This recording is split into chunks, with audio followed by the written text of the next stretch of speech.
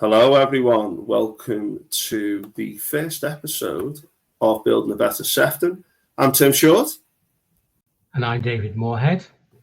And we are here to produce a weekly news show, might not be weekly at first, covering issues across Sefton and issues beyond Sefton that affect people here. We want to share information, encourage accountability and transparency, and to provide quality news in a time of news deserts, such as the closing of local newspapers and also mis and disinformation online. We're also hoping to be active on Facebook and Substack with details to follow. I am an ex-teacher, a podcaster, I've got a CIC, a charity, I've got one son, and I live in Bootle. Hi, I am a retired teacher and a playwright. I have a family and I live in Crosby. And for my family, I want to build a better future and a better Sefton. So here we want to hear the good news of Sefton. We want to hear your concerns. We really want to hear from you. So if you are from the local government, private sector, or an organisation, a charity, please get in touch, because at the end of the day, we want to be able to say we listened, we made judgments, but they were informed. We weren't just from one source. And hopefully we entertain you as well. So please like, share, subscribe to and contact us with ideas. We will build things up over the next few weeks, but we need you to help us out. Now, our first episode is going to involve an interview with Sean Halsall, who is an independent councillor in Southport. That's coming up shortly.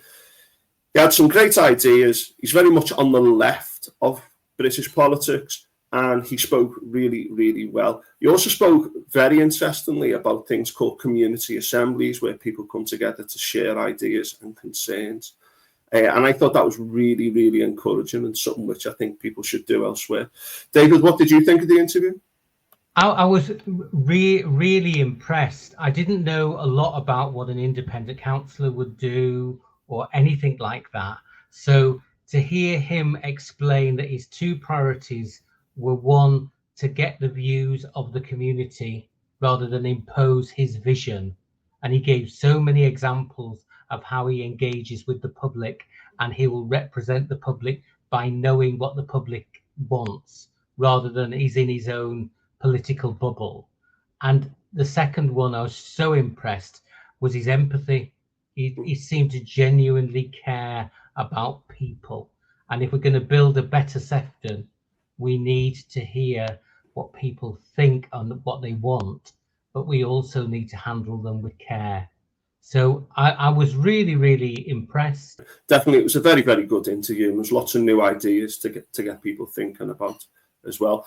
Some of the things that we covered were housing, community assets, which I think is something that people really value, and also about people having direct control over their lives in their own communities and also in their workplaces. So lots of great ideas here. Enjoy the interview. Let us know what you think about it. And don't forget, we're not necessarily advocating the opinions of anyone who comes on, but we want to have informed discussions with people so that you can make your own decisions and judgments. Thanks, and enjoy the interview. Yeah. Hi, everyone. This is an interview with Sean Halsall, who is a councillor for Kew Woods in Southport. And he is a member of Southport Community Independents, which is a newish party founded to give a voice to Southport from an independent perspective. More on that in a moment. Sean, in the details to your new party, it says there that you've come together because the old parties don't care about the things we do: education, healthcare, housing, peace at home and abroad, and many more. So we'll chat about that in a moment. Thanks for coming on. What do you hope to achieve for Sefton in your current position? And more importantly, how are you going to achieve that? Yeah, thanks for inviting me on. Hi, Sean. A number of things there, I think. One of the big things is getting more transparency in the local authority, more openness. I don't think it's particularly healthy having one big block of any party just completely being able to steamroll everyone else. So, I mean, my position, I left the Labour Party 8th of April 2024, so been gone just over a year now. Off the back end of a few things, I mean, the genocide in Gaza was probably the straw that broke the camel's back, but also rolling back on workers' rights, said like attacking the two-child benefit cap, not removing that at the time. I mean, since I'd left, there's probably 100 other things that would have made me leave that they've done since. But at that moment, yeah, I think for me, I was a bus driver in Southport at a Southport depot and a trade union rep there. I saw firsthand how our workers' rights were being eroded, and every year it was a massive battle to get a small pay rise to keep your head above water. And we've got a Labour Party that just don't interact or listen to workers and seem just bought and paid for by big corporate lobbyists now. And not just bought and paid for, but you see the benches in Parliament filled with people who've either worked for MPs or come from one of these think tanks. I think that's just a very unhealthy way to do democracy. I think we need people who've actually experienced struggle filling them chambers. If it's very easy to not lift that two-child benefit cap if you've never had to struggle feeding your kids. It's very easy to take away the winter fuel allowance if you've come from means and you can afford to heat your home without worrying about it. It's very easy to sort of take pip off people when you've not experienced a loved one with a disability or someone struggling just to do the basics, get themselves to work and stuff. And that's the ironic thing. They frame this as that they're going to try and get people back into work when PIP is a benefit that people in work receive as well. And often that benefit helps people with transport costs and things and be able to work. I think a lot of these things are really short-sighted and sort of the antithesis to what Labour was initially set up to do. It was there to represent working people and the most vulnerable. I think they've completely forgotten that and just with power hunger, just, yeah, forgotten what principles they were meant to be doing. So, yeah, power without principles is very, very dangerous. So what I want to do, so I've been running assemblies, community assemblies, once a month. We run them around Southport, try and spread them around the different areas where people could just come and express what their issues are. And rather than having politicians talking at them, sit and listen, just listen to what people actually want from their area. And from that, we'll build a manifesto from the people of Southport for the people of Southport. And hopefully people will realise that there's different ways to do politics. It doesn't all have to be just leaflets come election time and pick out the ones which look the best to you. It's about engaging with our community all year round. So I think one of the biggest things to answer what we want to do is come out of almost every assembly is people feel there's a lack of community spaces, whether that's outdoor or indoor, like community halls, youth clubs and stuff like that. Just spaces where people can come together as a community again. So yeah, that's one thing that we're gonna look at trying to tackle, open up community spaces, giving people space to get into these conversations around politics. Because that's the good thing about the assemblies is it's not overtly political, it's just what you see is wrong in your area. But then we get to have chats about politics and why it is that these things are happening, why it is councils are selling off land and public buildings and stuff, and why your council tax is going up every year, yet services are getting cut. It gives people a space where they wouldn't often have the opportunity to discuss these things.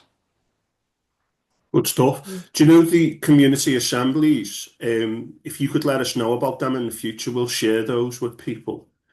Because they sound like great ideas for just seeing what people are, feeling at any particular time and that they want to get across. And I think community spaces is such a big thing, particularly over the last 15 years, the way that a lot of those places have disappeared. So I think from what you've said, you're coming from a bit more of a leftist perspective as well, in terms of you're unhappy with the national Labour government and some of the policies there. Now, when it comes to the local Labour Party in Sefton, who are in control, there's obviously a cabinet system there, isn't it, where, people are in the cabinet for the council. And they also have a whipping system in effect where people are expected to vote a particular way. Was it that prompted you to leave the Labour Party because you feel like you couldn't really vote with your conscience, as it were? I mean, I was a deputy whip for a bit myself. Yeah. Wasn't the most sort of coherent way of doing things. Yeah. I don't really want to speak ill of individuals because I don't think individuals are the issue in this. It's the systems we put in place. But yeah, I think there's absolutely. I mean, I moved a motion on the disability cuts, simply asking us to write to Rachel Reeves and reverse those Mm, cuts as council. I know out of those 50 odd Labour councillors in the room, at least 30 of them probably would have, well, I think all of them would have in spirit supported it. At least 30 probably wanted to vote for it, mm, but they're sat there with their heads down, mm, ashamed. I mean, like all of that group know as well. My mum had MS, lost my mum in COVID. I was a carer for my mum. Like this stuff matters to me. yeah. The pip cuts and stuff, I can see what damage that's going to do. I saw when my mum was still with us, whenever she was going for PIP reassessments, the anxiety that would cause in her. This is a woman who wasn't able to stand up on her own for the last 3, 4 years of her life. She shouldn't be forced to go through this circus to try Mm, to make sure she's got the basics she needs to live.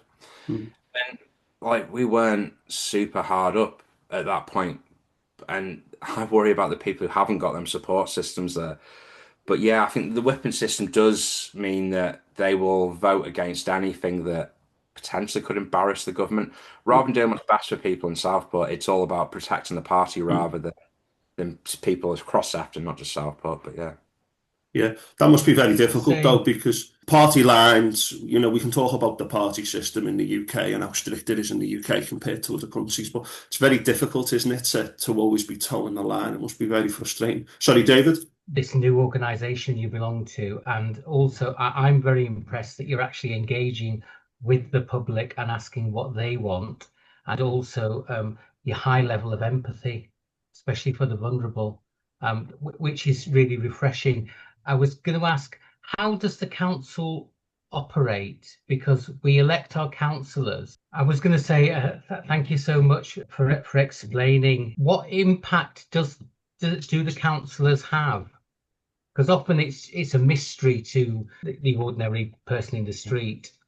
Yeah, so it's probably simplest to break it down to two parts. There's the sort of council chamber and committees part where we're there to scrutinise decisions and move forward our own motions in full council about what we want, what direction we want to see the council going. That to me often feels a bit just pantomime. It's a lot of people in council chambers just arguing each other and faux outrage and all sorts of nonsense. Far more important part of it and a meaningful part of being a councillor to me is the individual casework when people come to you in absolute crisis and they've looked at it. Because no one thinks, "Oh, I've got a problem, I'm going to ring my councillor." That usually isn't the first port of Mm, call. Usually they're in absolute crisis point by the time they're going. And I think I've managed to get probably 30 to 40 families rehomed in the time I've been on here, and every single one of them means the world to me. It's when you've got people on the phone in tears to you that the landlord's throwing them out Section 21s and stuff, and then managing to get that family rehomed somewhere where they're going to be happy. And when you have them phone calls when they've got the news that they've got a house, I don't think there's many things that can top that feeling. But yeah, I think that sort of side, the casework side, and dealing with people individually and very complex problems is by far the more rewarding and actual meaningful part of it. For me, the other stuff, like I said, if we took power, then I'm no doubt we could make a lot of changes that would do things differently. But while we've still got this massive block of Labour councillors and an unwillingness to engage on a meaningful conversation around things, it's very difficult to get things done. Just on that note, do you want to just tell us about what your organisation is, the Southport Community Independents? But just basically for people who might be unsure, who've not heard of you. So yeah, Southport Community Independents. It came out. I stood in the general election as a independent candidate, backed by a group called the Collective, which is a national group of I think about 60 different groups that have come together now to just pool resources and share skills and organise ourselves. That grew when I joined it. We were like the 12th or 13th, went up to 60, so it's gone massive. But Southport Community Independence, yeah, we decided to register because a lot of people kind of who'd been involved with me in the past in Labour, and then a few new people who'd just come along to some assemblies I'd run wanted to get involved. So we started talking after the general election that if we're going to do this again, we need to have something on the ballot paper and a coherent sort of branding. Because I think as much as it shouldn't matter, it does matter in elections, just having them things. So yeah, we started work building it. It's a proper membership organisation, funded just by the members who pay in every month. Some merch as well now on Redbubble. The website's up. I'll drop you the website link. That's in the and again, on the website link, on the homepage, there's always a link to the next assembly to sign up for Eventbrite, so we just know the numbers. But yeah, and we decided we were going to allow the assemblies to formulate our policy for us. But yeah, it's been super positive. I spent about a decade in the Labour Party, so it's in the trenches there. This is a very different experience, very positive. There's no sort of conflicts, there's no arguing and factional nonsense going on. So yeah, it's a party, and we will be standing candidates at the local elections next year. I spoke to an independent candidate in West Lancs who said that they have a few independents who work together and they have a general gist of where they want to go, but they don't have any whipping. Yeah, and it just gives people a chance to work together, because of sometimes it can be difficult voting against other blocks, but also gives you that freedom to say yes or no, and I think that's something that people would like to see moving forward, really. And I think rather than whipping people, you can find consensus with a lot of these things. You can get together as a group, and you might not agree on everything, but talking it out and debating. I think we've lost that. We've lost the ability to talk to each other as humans. Everyone wants to scream at each other. I think once we do that, we can come to positions that everyone agrees on, everyone's happy with. It's just about having the time and taking these things with good faith and coming at it with goodwill. So again, it is genuinely written by the community. I was going to ask your position on the regeneration of Southport, because it's been in decline, and now there's a plan. How do you feel Southport is at the moment? It's tough. Obviously, the events of last year still hang over Southport. I would have loved to have seen more consultation with the business owners, with the regeneration around the market quarter and all that. I think people have got to lead in this thing. If the community is allowed to lead on it, they know what's best for it's their community. They know how they want it to look and feel, and I think that's important, and we often miss that. And it seems sort of over the last couple of years, money's been hyper targeted in a couple of locations. And yeah, I'm not against any sort of regeneration or money being spent, but I think we need to look at what constructors we use, and are we using locally sourced constructors rather than these multinationals? Are we using suppliers of things that keep the work in Sefton, and that keeps the money in Sefton for longer, rather than it being spirited away to Balfour Beatty's accounts and off to the Cayman Islands or wherever they do their banking? But yeah, we've got to get better at using the skills, resources, labour that we've got in the borough to make sure that we keep the money that's being spent in the borough. I think that's really important. And on Southport, I think Southport's fared a lot better than a lot of other seaside towns in the country since 2010. And I believe that that's due to the high amount of independent small businesses we've got, because those businesses are naturally going to keep the money in the town longer. If it's going into the bank, if you're paying for something and it ends up in a bank account of someone who lives in Southport, they're going to spend that money in Southport or around. If it goes off to a Marks and Spencer or Tesco's, that money's gone. That's out of the local economy then. Can I ask you your views on children's services? Yeah, since 2016, it's failed its Ofsted. Ofsted is in last day today. So that's been sort of 9 years trying to get better. What do you think of our children's services? Can I just clarify? Children's services to do with providing SEND support in schools, but also for children in care. Is that generally those areas? Is that what we're referring to, David? Yeah, you've got the education, the schools, and you've also got the actual social care. Yeah. So it's children in care and children in the classroom. Yeah, especially children with complex educational needs. I think we should have been taking this a lot more seriously a lot earlier, and I probably officers did take it seriously. I think in the council chamber, though, it's been used as a political football, which to me is disgusting. We shouldn't be playing politics with kids' lives. It's tough. I mean, hopefully there's a corner turn, because I'm the first person that wants to see Sefton succeed in in children's services. If we've got a children's services succeeding, we're going to have kids with better outcomes that have healthier and more fulfilling lives. And if we're failing at that, then what are we doing here? Like, what's more important than making sure kids are healthy, happy, and have as much access to a good and fulfilling life as possible? It's the basics, isn't it? I think one of the things which I found speaking to people from the Children Failed by Sefton group is the lack of engagement. And again, I think the party discipline, let's not admit that things are bad and we'll sort it out, trust us, without really engaging with people, which has really frustrated people.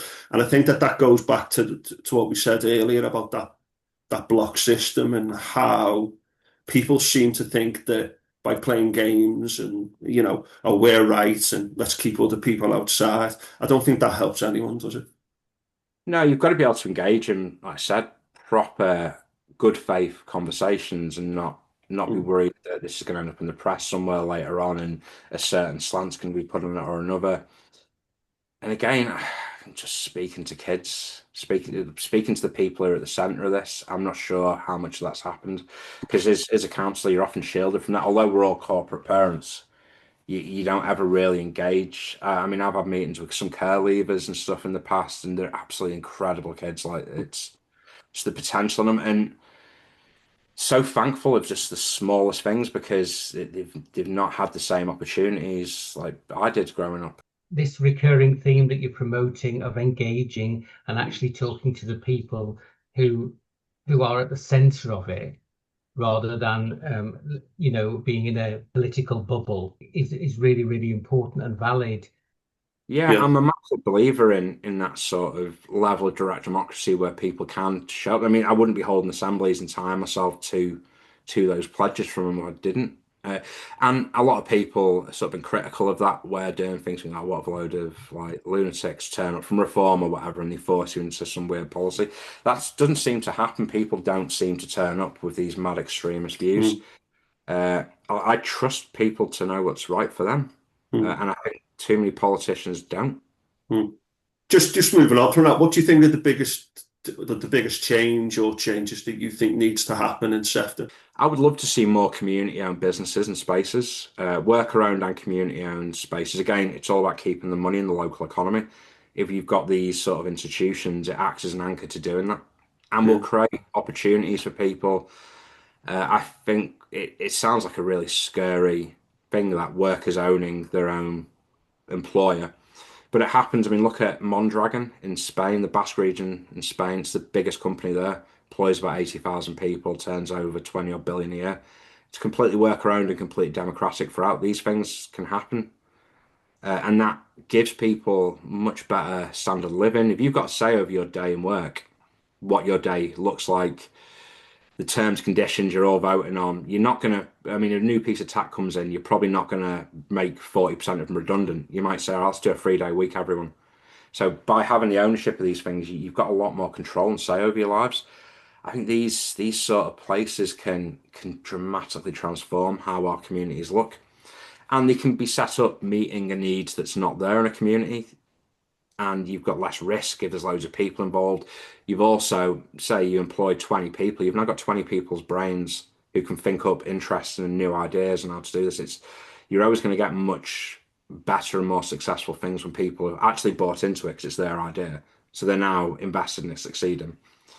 And you've got enough people, brain power to make good decisions. Yeah.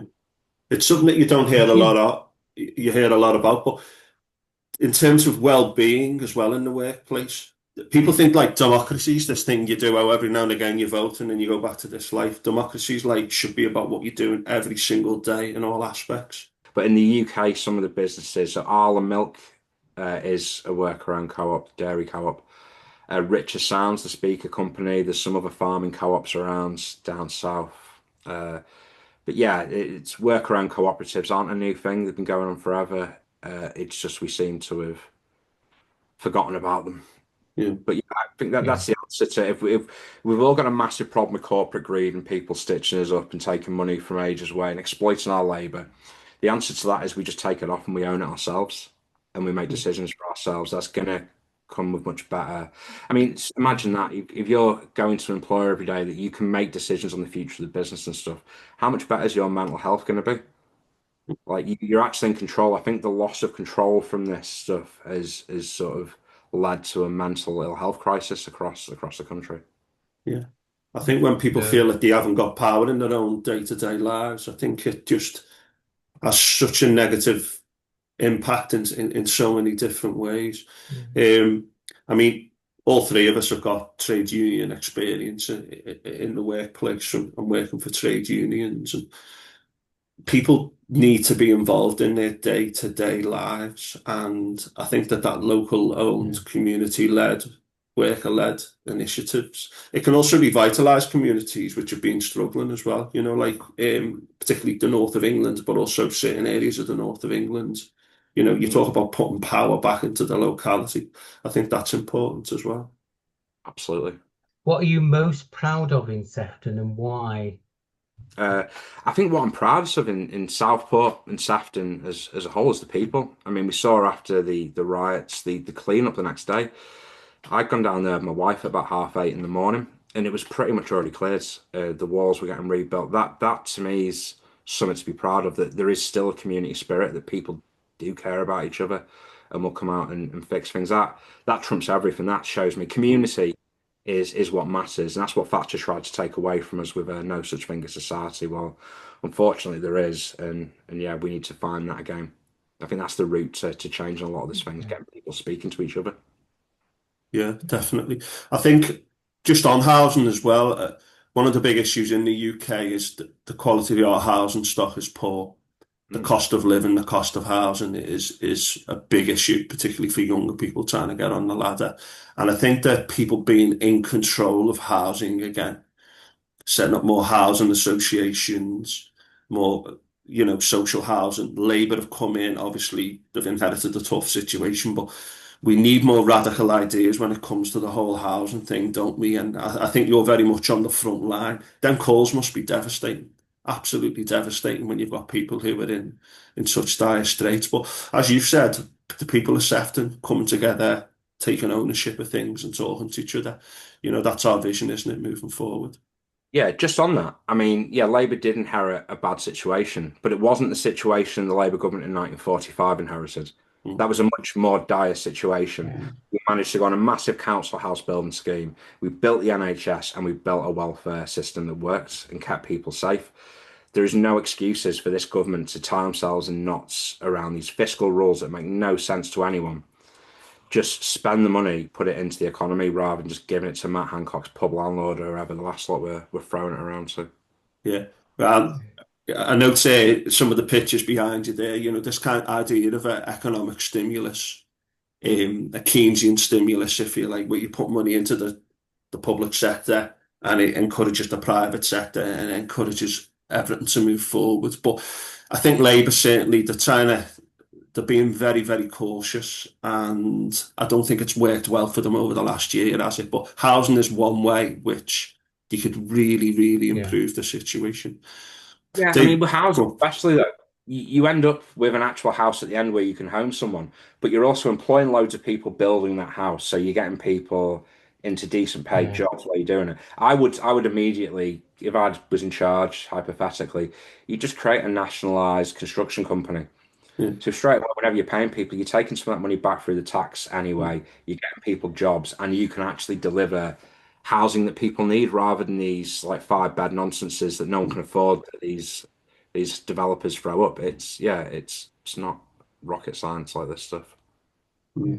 That often people have a vision and they can explain it really well, and then they don't really see the other point of view, and we seem to have lost that in our debating skills. So somebody listening today to the podcast, and you know, you've explained your point really eloquently and compassionately, but what do you think they might be saying that is your biggest criticism? Are you aware? Yeah. So obviously my politics are my own politics. I've never would never apologise or hide the facts that I'm on the left of UK politics. But not everyone in Southport Community Independents is where I am politically. Not everyone's been the same journey.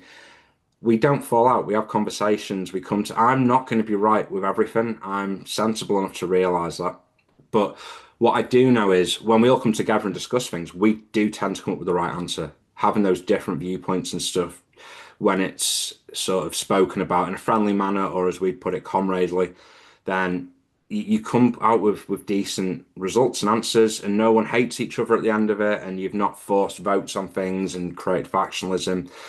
I think just being able to discuss things with space and time, and yeah, being pleasant to each other. One of the other big criticisms that I got during the general election, and will no doubt get forever until Labour are gone, is you just splitting the Labour vote. Now, I didn't leave the Labour Party because the Labour Party is still exactly the same, and I just fancied, yeah, let's go off and stand against them. I left because they fundamentally moved their position so far away that it was unpalatable to me anymore. And I imagine it's unpalatable to a lot of voters as well. I didn't want to have people, and I only got 922 votes, I think it was, in the general election, which is a lot smaller than it even was in my council election the last time standing. But I'm proud to have stood and given them 922 people someone they believed in to vote for. And I will continue doing that. It's not necessarily, we can define winning as winning the election, or we can define winning as having the debate and forcing the debate into areas that perhaps the sitting MP wouldn't have wanted to go. I think he had a position, well, he didn't mention much in the election, as most of the Labour MPs across the country did. But I was talking about worker ownership and community ownership.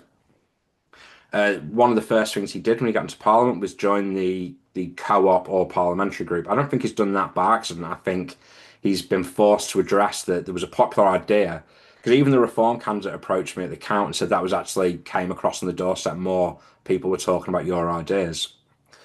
That can be a win in itself. Shifting that dial can be a win. Making people, I mean, how many, you said to yourselves, people don't think about worker ownership. We just think going and working, slogging our brains out for someone's how it should be. We don't think about alternatives to these things. So forcing that discussion is a win in itself. We're shifting the Overton window and making people think about different ideas than they might not have thought about before. And that's important, but yeah, no, I was just going to say the Overton window. It's used a lot now. I first read it in Owen Jones' book, The Establishment. Is the idea that what is considered acceptable can move to the left or to the right, and we'll call that the Overton window. So what a lot of people are saying is over the last, say, certainly since 1979, when Thatcher came in, is that the Overton window has moved to the right. So right-wing opinions, some of them which may have been considered extreme in the past, are now considered more mainstream. And yeah.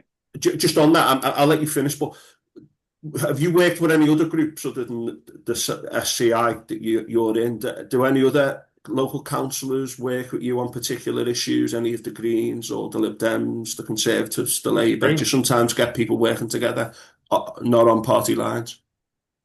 I'll work with anyone that wants to improve our area. I mean, fortunately, there isn't a Reform councillor yet, so I've not tested that one out. That'd probably be a bit more awkward. But if people have got sensible ideas that improve the area, I'll work with anyone. Most stuff that happens at council level isn't that political, to be honest. I do a very good job of dragging it into political territory, but most of it isn't really that political. Like something we're dealing with at the moment is a bike park for kids, so kids can go and ride the mountain bikes on jumps and stuff like that. These things shouldn't be divided down party lines. But yeah, I'll work with absolutely anyone. It's as long as I believe in what they're trying to do, I'm not going to suddenly throw it off and we'll fucking pocket a load of money from the council or whatever and do some quango somewhere. But we're improving the community. I'm game for it. I work with groups all across the country. So like I said before, Southport Community Independents is one of the groups that make up the Collective, which is a national organisation. So we're working with groups up and down the country. So we've got Liverpool Community Independents. So obviously Lydia and McGull Community Independents, Knowsley Independents are about to pop up. There's a group over in the Wirral. We've got the Broxtowe group that left. groups up and down the country working together that just realise this isn't healthy the way we've been doing things. Yeah. I first heard about Collective on a podcast on Novara Media. They were very good at some of the issues we've raised today and you've discussed that you don't generally hear about. Novara are always very, talking about housing, etc. And I actually heard about Collective through one of their podcasts. But there's a lot of good stuff out there, but we don't always hear it, and that's the problem with news deserts. And also, I don't like using the term mainstream media because people call it legacy media now, because there's a lot of conspiracy thinking that uses those terms, but it doesn't mean that those terms aren't useful for saying there are a lot of ideas that we don't always hear about through those kinds of like mainstream facilitators of media, and Collective and people like that, even Southport Community Independents. A lot of people won't know about those movements and those ideas and those approaches. So, I just think it's great. Just to say thank you so much. It's been so refreshing because we actually get to hear you explain your ideas, and hopefully, the people on the podcast when they're listening will be more educated, more engaged, and we can build a better Sefton. No, absolutely. Yeah, absolutely. And anytime you want to chat with me, give me a shout. I'm always open. Hi everyone, thanks for listening to the first interview. Further information to follow, check out our second episode in the future, and speak to you soon.